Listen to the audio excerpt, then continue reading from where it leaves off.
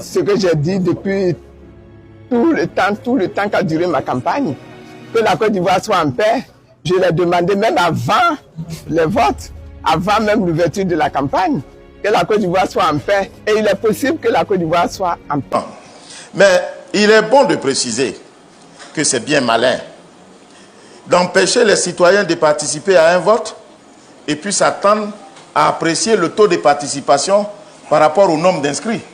Mais s'ils sont inscrits et que vous les empêchez de participer au vote, comment pouvez-vous apprécier le taux de participation en excluant ceux que vous avez empêchés de participer au vote? C'est pour cette raison que nous avons introduit, depuis 2020 plutôt, une jurisprudence qui fait que lorsque les zones où les citoyens n'ont pas pu exprimer leur vote soient déduites, ces zones-là soient sorties du taux de participation. Mais pour l'heure, nous n'en sommes pas à ce stade-là.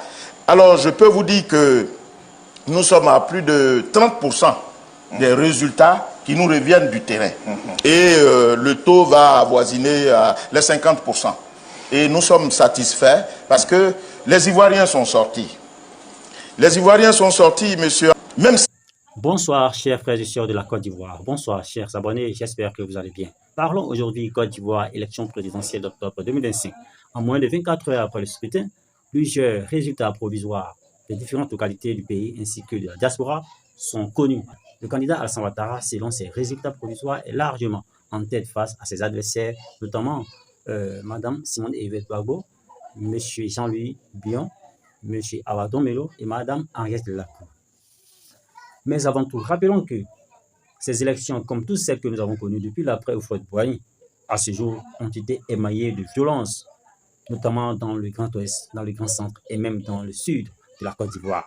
Pour la simple raison que les acteurs politiques de l'opposition ont appelé à boycotter ces élections, ont appelé le peuple à prendre les rues pour protester contre la candidature du président Alassane Ouattara, qui fait l'objet d'un 4e mandat dit anticonstitutionnel.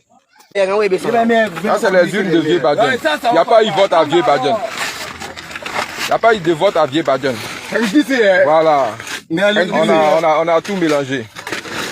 Donc il n'y a pas eu de vote à Vieux-Badjen. Vous voyez, on est là, on est à Gogo. Mais la salle était fermée. C'est un ferronnier qui a entré. Vous avez vu, non? Il est entré en DB. Regardez vous-même. Il y a le ferronnier. Jusqu'à être transmis. Tellement ils ont cadené ça. Regardez. Ah, vous voyez?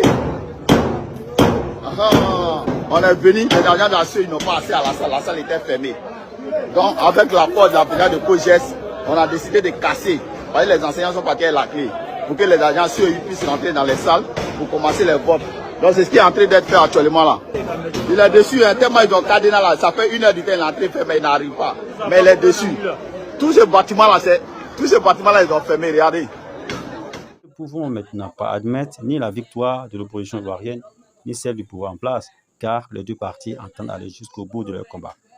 Pour l'heure, nous estimons qu'aucun combat n'est gagné d'avance, jusqu'à ce que le Conseil constitutionnel nous donne les résultats définitifs de ces élections.